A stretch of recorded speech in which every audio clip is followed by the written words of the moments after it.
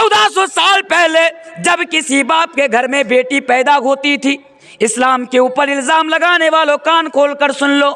इमाम बगवी कहते हैं अगर कोई बाप अपनी बेटी को जिंदा जमीन के ऊपर बाकी रखना चाहता या फिर जिंदा रखना चाहता तो वो क्या करता, अपनी बेटी को ऊनी जुब्बा पहना दिया करता और ऊनी जुब्बा पहनाकर जंगलों में उनको ऊँटों को और बकरियों को चराने के लिए भेज दिया करता था। फिर देखिए इमाम बगवी रहमहुल्लाह फरमाते हैं, लोगों अगर कोई बाप अपनी बेटी को जिंदा जमीन के अंदर गाड़ना चाहता, जिंदा जमीन के अंदर दफन करना चाहता तो क्या करता, जब बेटी 5 साल की हो जाती या 6 साल की हो जाती तो वो सबसे पहले किसी जंगल में जाते और जंगल में जाने के बाद एक खंदक खोदता, एक गड्ढा तैयार करता, फिर घर में आता और अपनी बीबी से कहता बीबी बेटी को ले जाओ, और ले जाने के बाद सही तरीके से बेटी को गुस्ल दो और घर में जो अच्छा लिबास हो बेटी को पहना दो। बीबी पूछती शौहर क्या बात है, ऐ शौहर क्या बात है, आज आप अचानक अपनी बेटी को नहलाने की बात क्यों कर रहे हैं, या फिर घर में जो अच्छा लिबास हो वो लिबास पहनाने की बात क्यों कर रहे हैं। शौहर जवाब देता, यानी बेटी का बाप जवाब देता, ऐ मेरी बीबी कोई मसाला नहीं, कोई बात नहीं, अरे जल्दी जाओ और बेटी को गुस्ल दे दो, इसलिए कि आज मैं अपनी बेटी को उसके नाना नानी के यहाँ मिलाने के लिए जाऊंगा या फिर उसके दादा दादी से मिलाने के लिए ले जाऊंगा।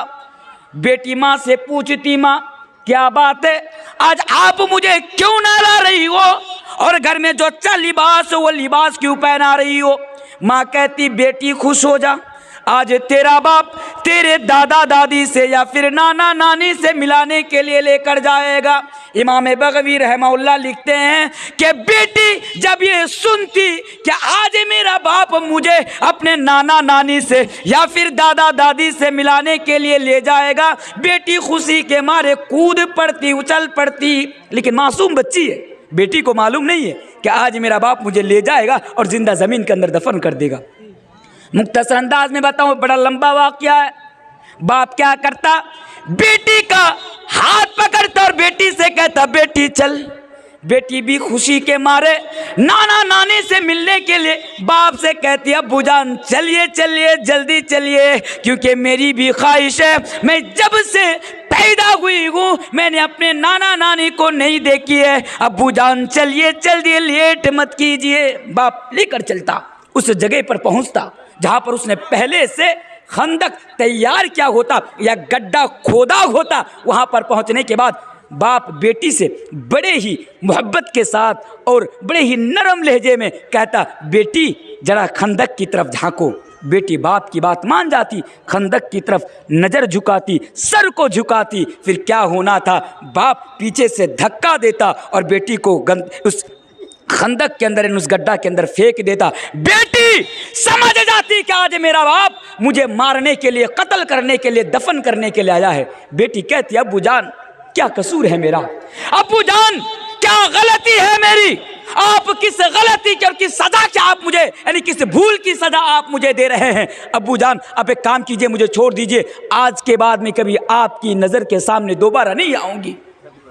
गड्ढा से उठने की तैयारी करती, लेकिन बाप बेटी की गर्दन को पकड़ता और गड्ढे के अंदर दबोच देता और एक हाथ से मिट्टी उठाकर बेटी को जिंदा ज़मीन के अंदर गाड़ देता। मेरे भाइयों देखिए फिर क्या होना था। अल्लाह ने नबी को भेजा, ओ लोगों आवाज़ तो कुछ अच्छा कीजिए मेरे भाई, एक तो टाइम कम है मेरे पास। हेलो हेलो ये सब इतना चिपकाया है इसको, ये लगेगा यहाँ पे। हेलो इसको हटा दिए, मैं पकड़ के तकरीर कर लेता हूँ। छोड़िए, अच्छा दे दीजिए, अब दे दीजिए, जो टाइम बस चलो हटाइए। अब क्या करें, चलो छोटा मोटा तो मेरे भाइयों क्या होता, बाप अपनी बेटी को जिंदा ज़मीन के अंदर दफन कर देता। ये होता था 1400 साल पहले। इस्लाम के ऊपर इतराज करने वालों, अपने बाप की भक्ति करते हुए तुम्हें भूल गए हो कि तुमने तो 14 के बाद नारा लगाया, इस्लाम ने 1400 साल पहले नारा लगाया, अल्लाह ने नबी को भेजा। इतो करो भक्ताय जनी सुखर धर्मनी धर्म तरानाय भगवान भगवान त्रिस्याति। कल की पुराना का मतलब है मेरे भाइयों, अल्लाह ने नबी को भेजा और नबी को भेजने के बाद कुरान के अंदर ऐलान कर दिया, नबी के जरिए से अल्लाह ने ये कह दिया कि ऐ नबी आप दुनिया इंसानियत को ये मैसेज दे दीजिए, ऐ नबी आप अपनी उम्मत को ये मैसेज दे दीजिए। क्या फरमाया? वइदल मऊदतु सुइलत बिअय्यि दम्बिन कुतिलत। क्या दुनिया वालों, ऐ बेटियों को जिंदा दफन करने वालों, कत्ल करने वालों,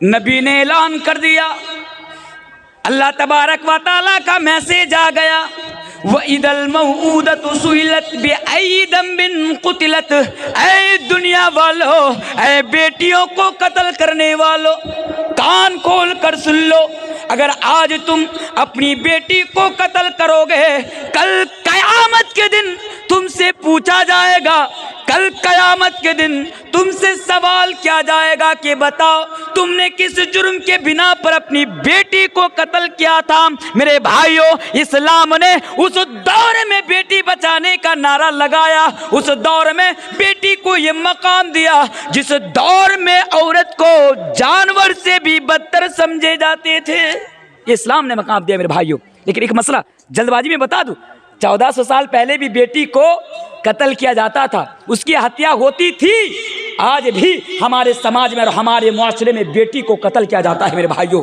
लंबी लंबी दाढ़ी रख के, लंबी लंबी टोपी रख के आज भी हमारे समाज में बेटी को कत्ल किया जाता है, उसको मारा जाता है मेरे भाइयों, उसको मर्डर किया जाता है। एक मसला याद रखना, जाइए किसी हॉस्पिटल में आप पूछिए और जाकर वहाँ पर देखिए कि आज कितने मुसलमान जब वो बच्चा लेना नहीं चाहता है और उसकी बीवी प्रेग्नेंट हो जाती है, डॉक्टर के पास पहुँचता है और कहता है कि डॉक्टर साहब मेरे ऑलरेडी 2 बच्चे हैं, ऑलरेडी 2 बच्चे हैं, बच्चा लेना नहीं चाहता हूँ, गलती से बच्चा पेट में आ गया, बीवी डिलीवरी हो गई, प्रेग्नेंट हो गई, डॉक्टर साहब कोई रास्ता है, कोई हल है? डॉक्टर कहता कोई मसाला नहीं, ऑपरेशन करा लो, खल्लास करा लो, खत्म हो जाएगा टेंशन। बाप क्या करता, कहता है डॉक्टर साहब ऑपरेशन कर दीजिए। ऑपरेशन के माध्यम से माँ की पेट में ही बेटी को कत्ल कर दिया जाता है, बेटी को कत्ल कर दिया जाता है मेरे भाइयों। अगर आप ऐसा करते हैं तो याद रखिए, ऐ लोगों, जिस तरह 1400 साल पहले जिन लोगों ने बेटी को गद्दा के अंदर, खंदक के अंदर दफन किया था, कल कयामत के रोज वो जिस लाइन में खड़ा होगा, आज के दौर में भी जो ऑपरेशन के माध्यम से या दवाई के माध्यम से या किसी कबीराज के पास जाकर अगर अपनी बीबी के पेट से बच्चा गिराता है या उसको बीबी के पेट में मारता है, तो याद रखिए अल्लाह की कसम कल कयामत के दिन आपको भी नहीं छोड़ा जाएगा। आपकी दाढ़ी देखकर, आपकी टोपी देखकर, आपका मुसलमान होना देखकर मेरे भाइयों, कल कयामत के रोज आपको भी बख्शा नहीं जाएगा मेरे भाइयों। बेटी को कत्ल मत कीजिए, चाहे बेटा हो या फिर बेटी हो वहाँ के पेट में। आगे आइए, 3 चीज़ पर जरा गौर कीजिए बहुत जल्दी में। इस्लाम ने बेटी को क्या मकाम दिया, और इस्लाम ने सबके घर में माँ है, बेटी है, बहन है, माँ है, बेटी है, बीवी है, सबके घर में 3 चीज़ें समझ लीजिए। इंशाल्लाह इतने में मेरा वक्त हो जाएगा आज मेरे भाइयों। देखिए एक चीज़ बता देता हूँ, चैलेंज के तौर पर बताता हूँ। हाँ, एक चीज बताता हूँ और चैलेंज के तौर पर बता कर जा।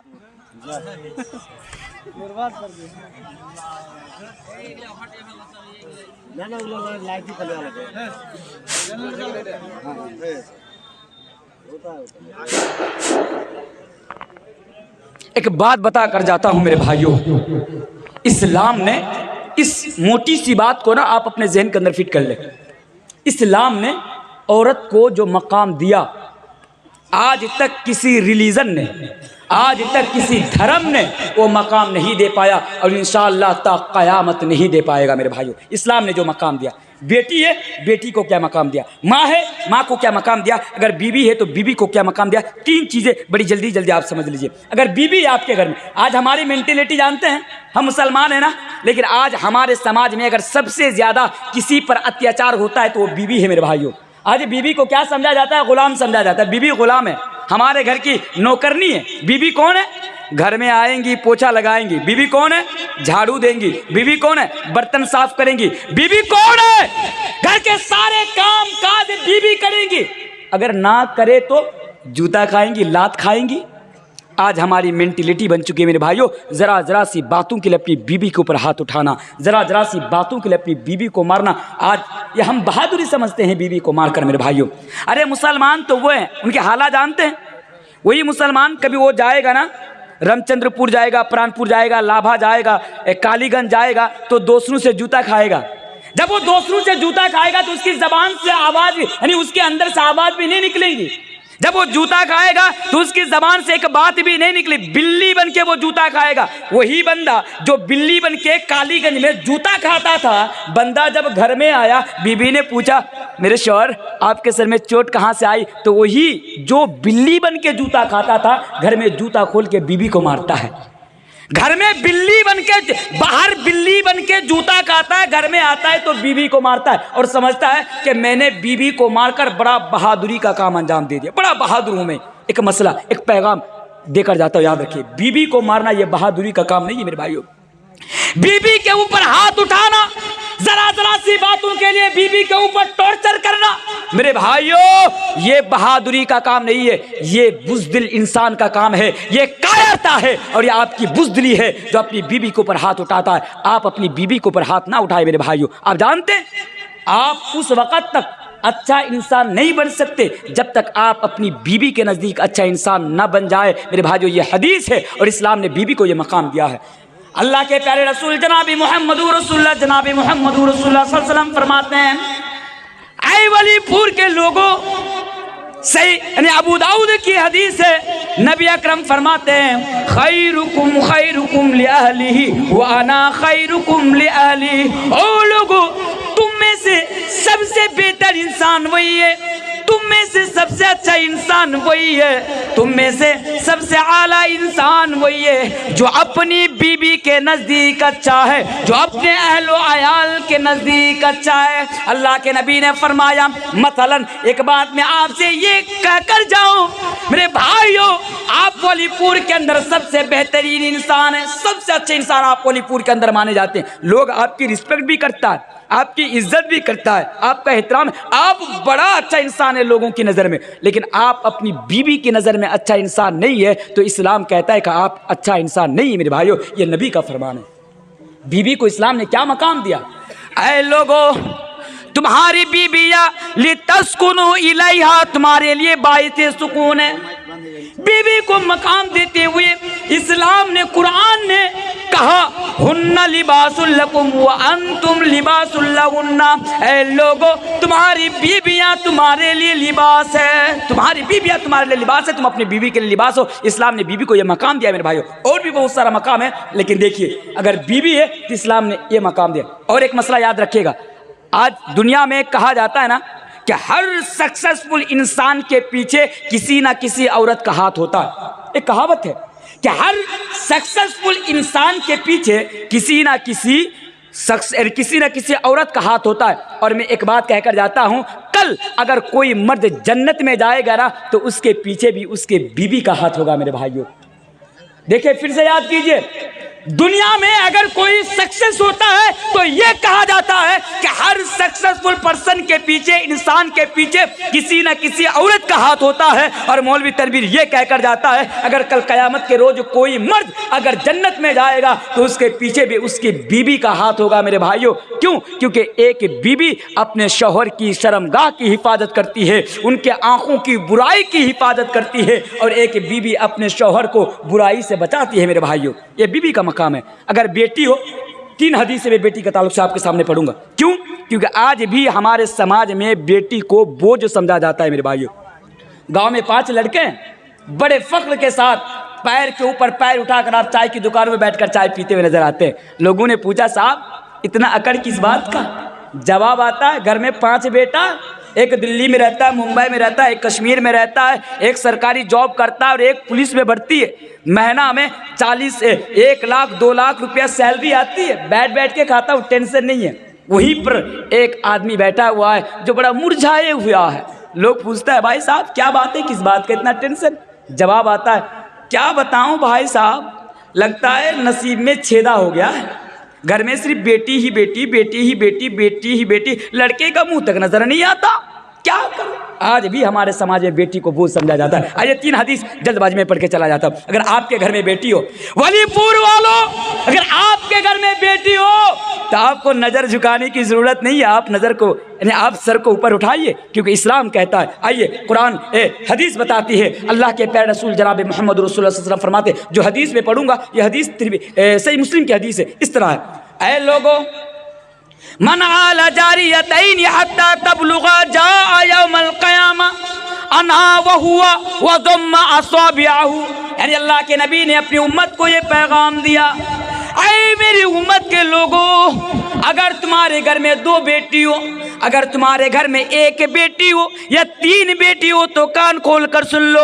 नबी फरमाते हैं मन आला जारियतैन हत्ता तबलुगा, अगर किसी इंसान के घर में, अगर किसी के घर में 2 बेटी हो और सही तरीके से उसका बाप उसको पाल ले, उसकी परवरिश कर ले, हत्ता तबलुगा, यहाँ तक कि वो जवान हो जाए, यहाँ तक कि वो बड़ी हो जाए, तो नबी ने उंगलियों के इशारे से फरमाया ओ लोगों देखो, जिस तरह ये 2 उंगली आपस में लगी हुई है, आपस में सटी हुई है, आपस में मिली हुई है, कल कयामत के रोज 2 बेटी का पालने वाला, 2 बेटी की परवरिश करने वाला माँ बाप कल कयामत के रोज बिल्कुल मेरे साथ इस तरह खड़ा रहेगा।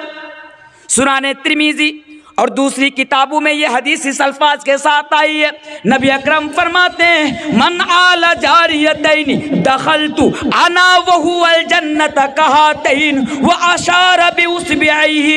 ऐ लोगों, अगर किसी के घर में 2 बेटी हो और सही तरीके से अगर उसका बाप उसकी परवरिश कर ले, उसको पाल ले, तो वो 2 बेटी के पालने वाली वालिदैन कल कयामत के रोज ऐसे दाखिल होंगे, कल कयामत के रोज जन्नत के अंदर ऐसे प्रवेश करेंगे जैसे कि ये 2 मेरी उंगली आपस में लगी हुई है, आपस में सटी हुई है, आपस में मिली हुई है। नबी ने ऐलान कर दिया मेरे भाइयों ये।